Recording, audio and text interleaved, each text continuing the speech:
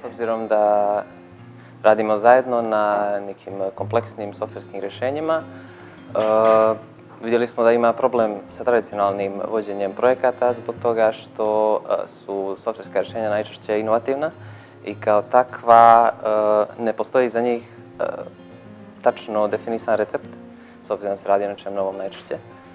I zbog toga trenutna rješenja, to jest tradicionalna rješenja koja se zasnivaju na nekom planiranju unaprijed, na dokumentaciji opsežnoj, ne mogu da se uklope u taj novi svijet. Svojim istraživanjem smo došli do Scrum i Agile-a, koji smo u neko vrijeme radili u našoj firmi, ali nismo imali u Crnoj Gori uopšte treninge na tu temu.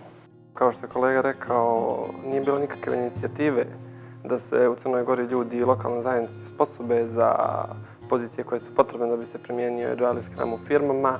Dosta je vas da to zadržana konverzacija s kolegama koji to nešto pokušavaju, vas da je zadržana na površnom nivou i to bi se vas svelo na Scrum Bat. Ali sada po prvi put smo nekako shvatili kako je to zdravo razumno. Prije smo možda te dijelove toga shvaćali odvojeno, a sada je prvi put to formulisano u jednu cjelinu i objašnjava šta je sve potrebno da se kreira taj proces unutar jedne firme da bi sve radilo malo bolje. Scrum djeluje tek onda kad je u cijelosti implementiran.